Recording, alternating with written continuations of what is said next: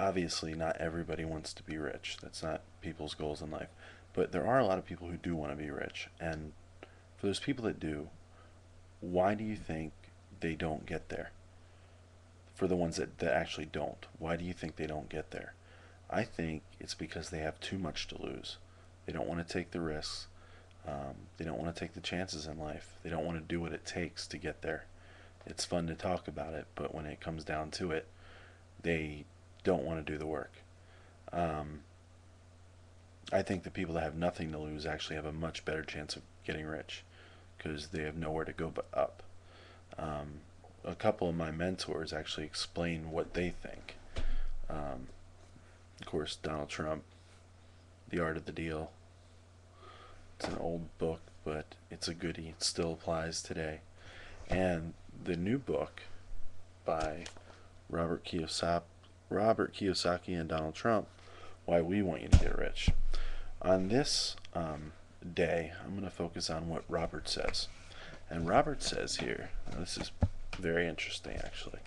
Robert actually says the top 10 reasons why people fail to become rich is number one, laziness, number two, bad habits, three, lack of education, four, lack of experience, five, lack of guidance, six, bad attitude, seven, bad influence from friends and family. I think everybody can relate to that one.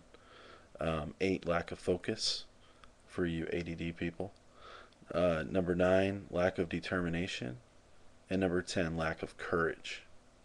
Um, he says, but there's one reason that he likes to focus on, and that reason is the person that fails to find an environment that supports him or her becoming rich, which goes back to supportive friends and family.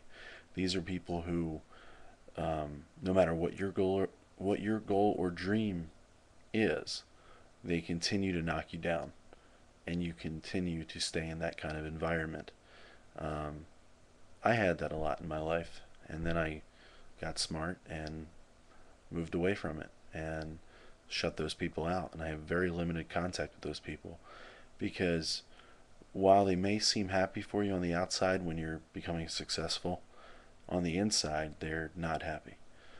Say you have a really good business deal that comes in, um, and you tell them, they're like, "Oh wow, that's great," but really they're like, "Oh man, he's become better than me, or he's better than me, or she's better than me." That's not fair. He got handed this, and he started out with this, and it just creates a lot of contempt, and while they might not show it or express it to your face, that they don't like you. And there's a fine line between bragging and wanting support, because when you do something good or something amazing happens in your life, if you can't share it with your friends and family, who can you share it with? I mean, isn't life all about sharing um, our great memories and great things that happen to us? I mean, at the end of the day, we come into this world with nothing and we leave with nothing. So all we have are our experiences and our memories, and things that are very positive in our life, and you want to be able to share them. So I would suggest that people surround themselves with positive people, and if people are not being positive and they're only being negative, then I would get rid of that circle of influence, because what's the saying? You're most like the five people you hang out with the most.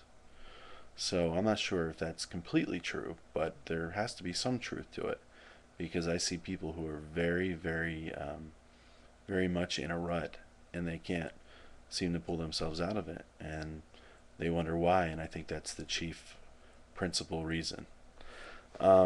What else does he say here? Robert Kiyosaki goes on to say, um, yeah, exactly, rich person in a poor environment. So he says there are many rich people in poor environments.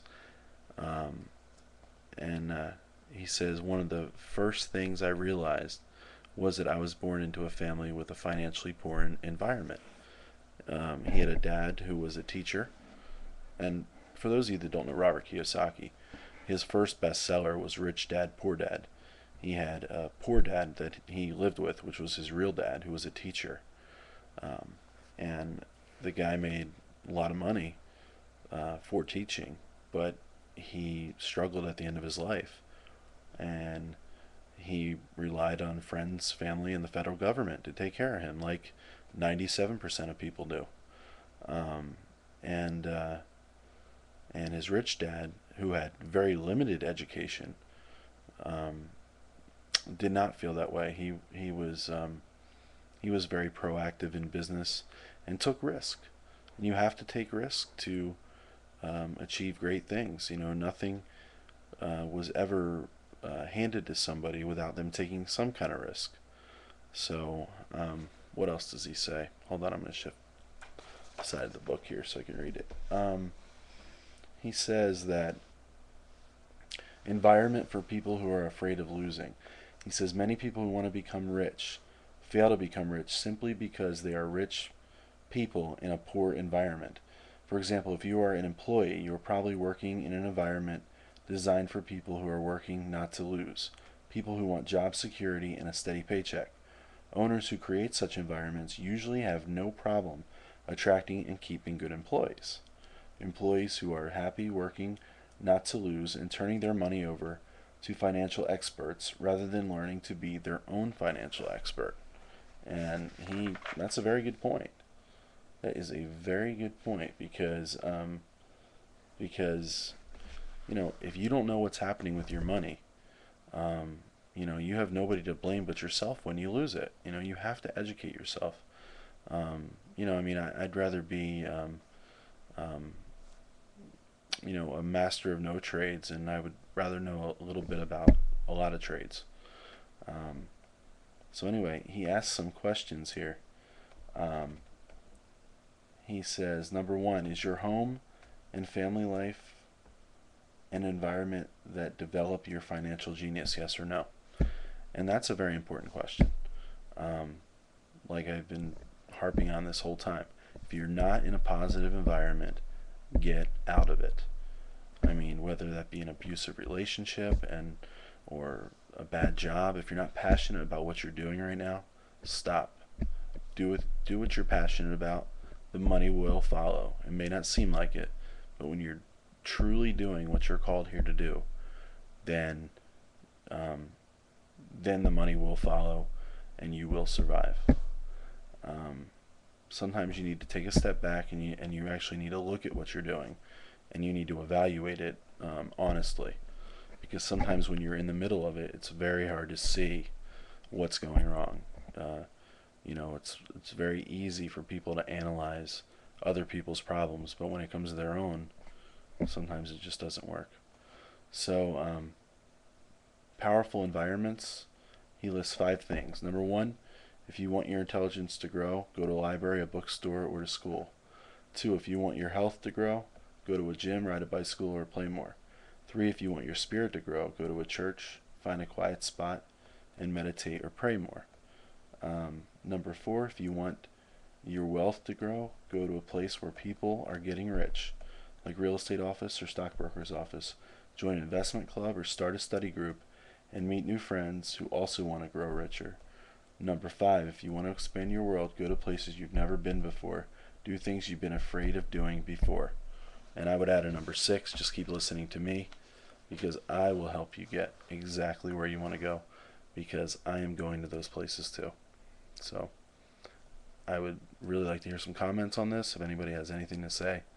And I will be posting a video on Donald Trump and what his view of why people don't get rich are.